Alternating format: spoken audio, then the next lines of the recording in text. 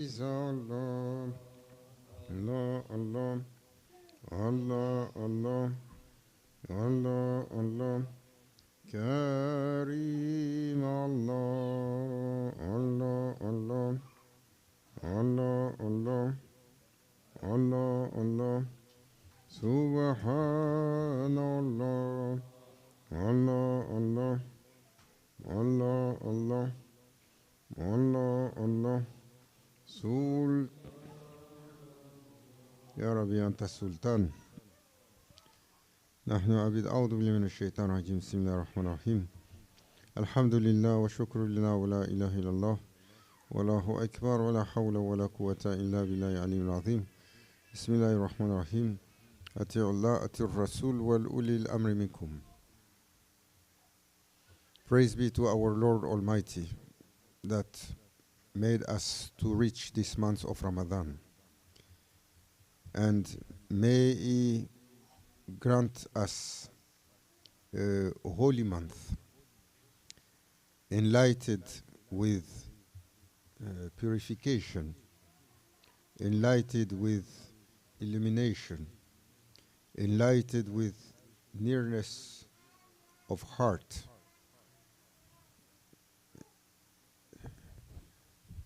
And may He accept all our efforts, and beyond efforts, may He accept our intention. Because intention, Prophet ﷺ, about the intention, he say it is a hidden mystery, where it proceed from. And what is hidden in the intention, he said, even Allah Azza wa Jal didn't allow the angel to know about it. It's a secret between Allah and His servant. And then Prophet ﷺ about the intention said, for the believer, his action are always less than his intention. He has great intention, but his capability is limited. So he cannot carry his intention to what he wish. But he said, for the wrongdoer, for the evildoer, his intention is worse than his capability also. If he could do more badness, he will do. But Allah Azza wa Jal also limited his ability for badness. Not every bad-intended person has the ability to conduct their badness. And this is from a divine mercy. The Lord of creation made everything into an equilibrium that constantly children of Adam alayhi salam, they are trying to unbalance that equilibrium. Today, everyone see what kind of winter we have. I was meeting, we had a aqiqah few days ago with one, and one of the guests was one Quebecois, what we call traditional de souche. He was maybe past 70. He said, I never saw anything alike, a winter like that. This is sign of the last days, that the seasons are going to slowly disappear. This is one hadith of Prophet ﷺ. And that the cataclysm are going to increase.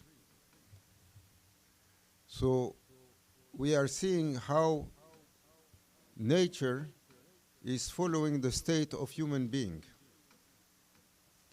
Because Awliyaullah, they always said that Allah Azza wa Jal created creation for for human being. Allah Azza wa Jal doesn't need neither dunya nor akhirah. He doesn't need 7 earths, 7 heavens. He created these for the inhabitant. And everything was created to crown the crown of the inhabitant to be named Khalifa.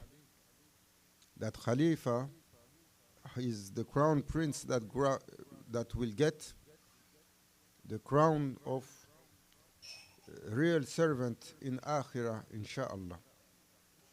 And this creation for human being. So Sheikh Muhyiddin Ibn Arabi, when he was speaking about the human being related to this dunya, he said the real universe is human being. The universe that you are seeing is very tiny compared to reality of human being. This universe, if Allah Azza wa Jal will send one gaze on it, what it will happen? It will just shatter to dust. Like when he said to Sayyidina Musa alayhi salam, when Sayyidina Musa alayhi salam asked to see his Lord, he said, you cannot carry any manifestation from my Lord. Let we try on the Jabal first, so you can understand. And when Allah Azza wa Jal manifested, He didn't show Himself. There is not something that we can comprehend like that. When we speak about the face of Allah Azza wa Jal, or the hand of Allah Azza wa Jal, or Allah Azza wa Jal is showing, this is something to fit the mind. But in reality, there is not something you can see with your being. It's a divine manifestation. That's why when they describe your Lord to you, they say this is Aqidah, our belief. There is nothing alike Him. There is nothing in what you know that is similar to your Lord. But your Lord has attributes, and you may approach Him to comprehend about your Lord through Asma wal Sifat, through those names and attributes, because He has dressed every servant with similar attributes at their level. If you are going to say Ar-Rahman, we understand mercy. Or if you are going to say Al-Karim, we understand what is generosity, because we are experiencing such a quality.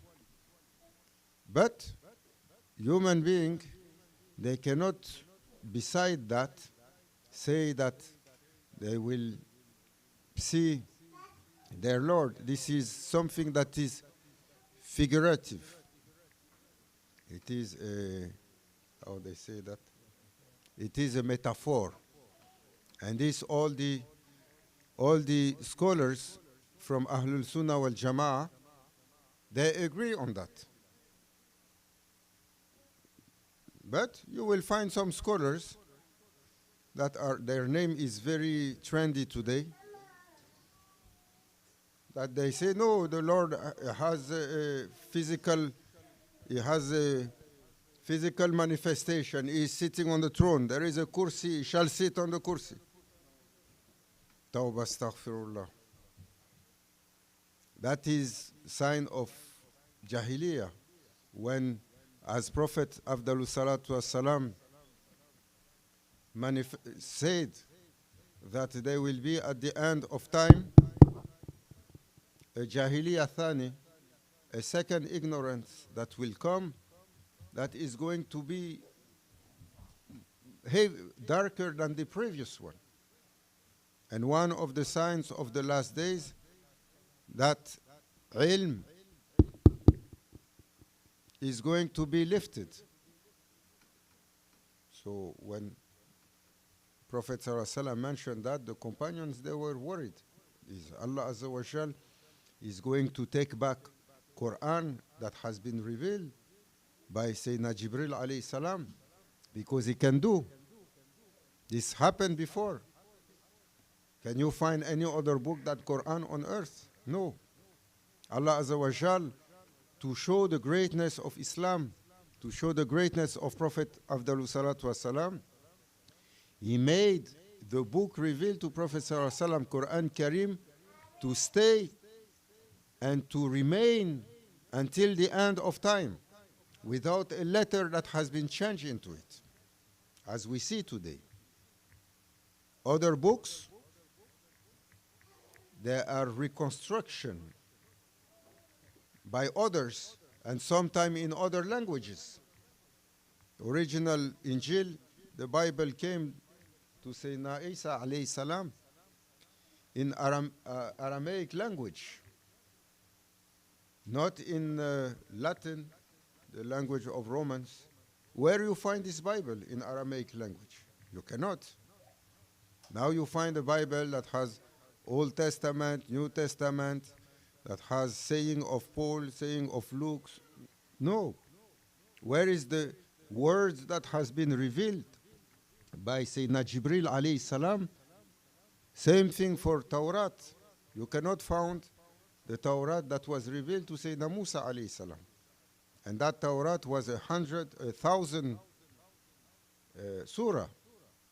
And every surah was containing 1,000 ayah. It was huge what was revealed to him, because his nation was given a lot. Bani Israel, Allah Azza wa Jal gave them 112,000 prophets. Out of 124,000, 112,000 were for Bani Israel. But yet they were not, they challenged too much their prophets, and they disobey and change the rule. So no books was accepted to remain on earth except Holy Quran. Allah Azza wa Jal showing something that is unusual for the honor of the crown of creation, Sayyidina Muhammad Afdalu Salatu Wasalam. So when Prophet ﷺ said the knowledge is going to be lifted, the companions, they were wondering, is Allah is going to take back the Quran? He said, La. No.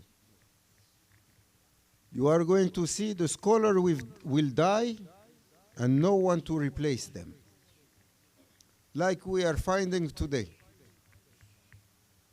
Where are the traditional real ulama?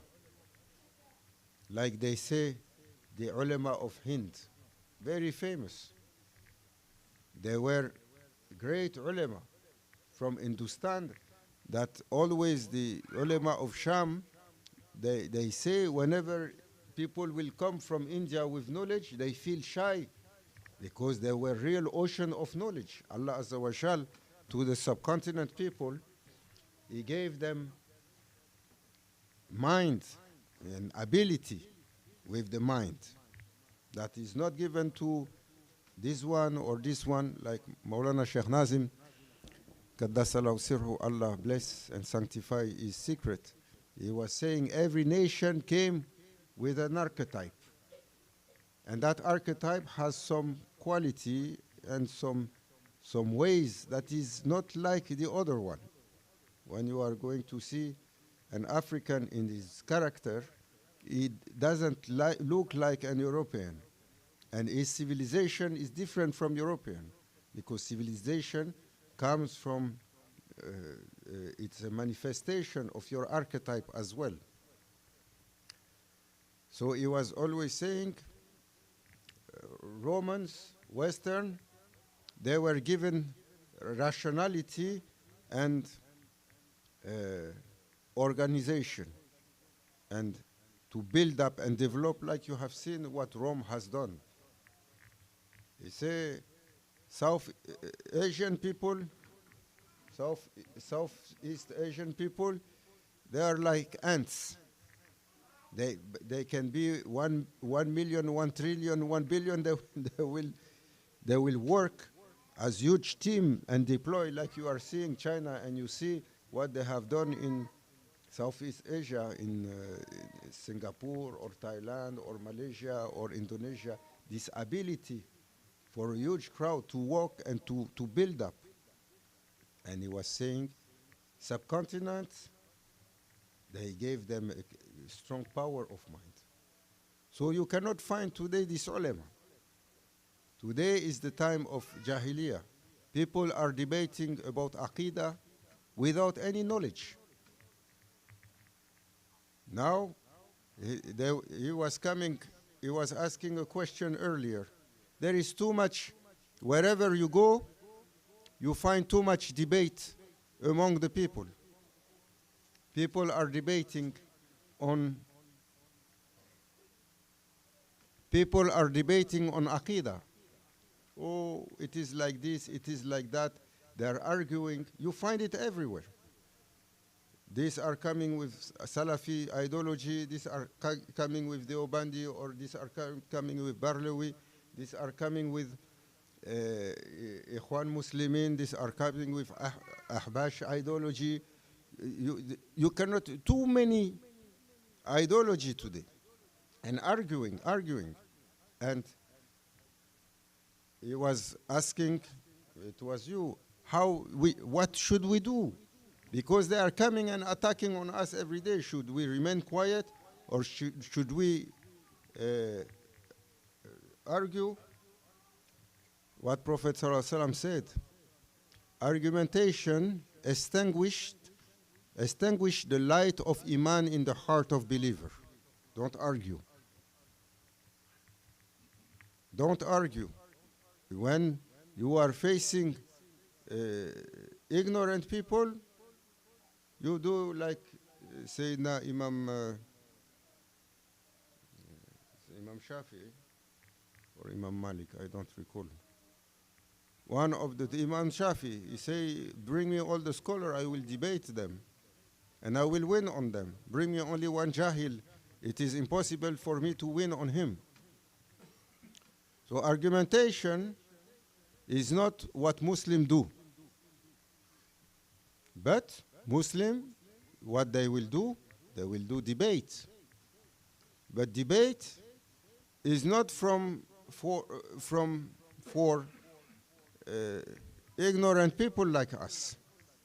Debate is between knowledgeable people. What is your authority to debate? What is the core of your knowledge? Who are you that you are going to come and sit and ask for a debate? Which you are from, which, first of all, you have to, in old days, they used to, before you are going to debate, you need to say from which angle you are going to debate. Oh, I am from Ahlul Sunnah wal Jama'ah. I am, in my Aqidah, I am following Ash'ari. In the Mazhab, I am following Hanafi Mazhab. In Tariqa, I am following Tariqa Qadiriya, for example. Then, when you start the debate, they will know that you are coming from an Ash'ari point of view when you speak about Aqidah. You are coming from Imam Abu Hanifa when you speak about fiqh. And when it comes to discipline of the self, you are belonging to school of Ghaus Azam, which is different expression from school of Sheikh Muhyiddin Ibn Arabi, that is different from school of Sayyidina Jalaluddin Rumi, that is different from school of Sheikh Muhyiddin Chishti, that is different from school of Sayyidina Shah Naqshband. Every school has its particularity. Naqshbandis are known to be sober and to have a silent dhikr and to have a particular way of discipline. When you go to Rifa'i, they are known to master the energy. They can control the physicality. They will do hadra They have hal, and they master physicality to the point that they can walk on fire and they can make through their body swords. So this is, it used to be like that. And then when you come to the debate, you debate with people that have, they are going to say, who gave you the authority to spread knowledge? From where is your hijaza? Who you study with? Who gave you that authority to speak in the name of Islam? What they will say today? Democracy. You are free. I learned it from Google. Or the Imam told me, or like the other one told me, my cousin told me. Your cousin is a scholar? How your cousin is going to tell you something that is opposite to what Imam Suyuti say, or what Imam Abu Hanifa say, or what Imam Ghazali say, or we have traditional scholars that emit position, doctrinal position on so many things that emit, and this is the core of what we believe to be our belief. So today is a time of jahiliyyah, a certain ignorance that is hitting all of us. You cannot debate because we are all ignorant. You cannot find real scholar to debate. And when they are going to debate, they will always call the imam that is according to their ideology. Oh, I want to call Sheikh al-Islam Allama Ibn Taymiyyah because this fits your ideology. Why you don't go to whatever he said, to everything he said? Why you are taking only part of it? Although for Ahlul Sunnah wal Jama'ah, you like it or you don't like it. He was never accepted. This is not for us to say. We have nothing for him. But you are using his word that he was never accepted by Ahlul Sunnah wal Jama'ah, and you made it to be the great Sheikh of Sunni world. No. This is not accepted. And when, to defend your position, you are never going to say that Ibn Taymiyyah had a bay'ah with Qadiri Tariqa, that he had a whole volume in an encyclopedia on Tasawwuf. Why you are reprinting the new encyclopedia and you are removing that volume? What Prophet ﷺ said, this is sign of what? Those that hide the knowledge. The one that has the knowledge and that hide it. You hide it on purpose for what? For misguiding people and for making your ideology to go ahead. This is not like Sayyidina Abu Hurairah radiallahu anhu, that they say, oh, look, this is not, he is an hypocrite. Because he said, Prophet ﷺ gave me 2 bags of knowledge. One I gave to you, the other one I kept. Because if I give to you, you are going to run after me to cut my neck. He was not saying that to hide the knowledge for people, to trick them or to confuse them or to promote any ideology. He was saying that because for every level of knowledge, you have to speak people to according to their understanding. There is a level of knowledge that is not for common people. If you open to them, it will corrupt their understanding of Islam. It is going to be too much. Like when you are speaking about Qadr, the destiny, the scholar, they don't like to enter into it. Because whatever you will say, you might mislead people in their understanding. Qadr is going to, Qadr, when you speak about the destiny, what we do, is it written or it is us that we do? Allah Azza wa Jal wrote everything. If He wrote everything, what is our responsibility? Then you start entering into those questions. And it is dangerous. Why? Because Shaitan enter into those discussions with his Lord. And that's how he gets from Allah Azza wa Jal divine anger to throw him and to reject him. How you dare? Saying, he say, Ya Rabbi, I went wrong because you wrote for me, so I am not responsible. Tawbah, astaghfirullah. So when you enter in some subject, if the mind is not mature, it brings corruption or it brings misunderstanding. How you are going to take one young child like that or one child like that and you are going to speak to him about love and passion between men and women. They don't have neither the physicality, nor the emotionality, nor the brain, nor the reality to comprehend it. They don't have the maturity. It takes a maturity for every subject.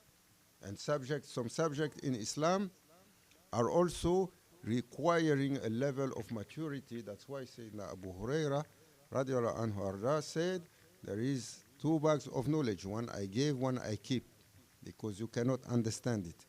It's another, it's ilm haqiqa, it's knowledge of reality. May Allah Azza wa Jal enlighten us from those level of knowledge, make us eligible for that, and protect us from ignorance, protect us from fake debate, fake ulama. Even though you are hearing the sound everywhere, it doesn't make it true. It doesn't make it true because they force it with so much convincing people that their parents, grandparents, ancestors for 1,000 years were misguided. No, now they are bringing us back the real Islam. What is this kind of insult that you are doing to people? And everyone is accepting. Our ancestors, that they have been Muslim for 1,000 years, they were in corruption, misled by traditional scholars, and you are bringing the real Islam today. And everyone is sleeping. You cannot address anyone about this subject today because all the scenery has been covered with this ignorance, as Prophet Afdalu Salatu Wasalam said. May Allah safeguard us, protect us. We are Ahlul Sunnah wal Jama'ah. And our position is position of traditional scholars of Islam, not position of the trend that is dominant today. The trend that is dominant today has the characteristic of Akhir al-Zaman. It is the trend of last days. Truth is called falsehood.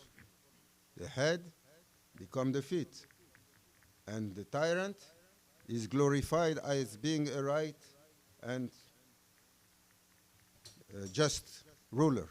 May Allah safeguard us. Make us to be protected from this illusion, from these tricks of shaitan, and safeguard us from the manifestation, illusion of Masih Dajjal.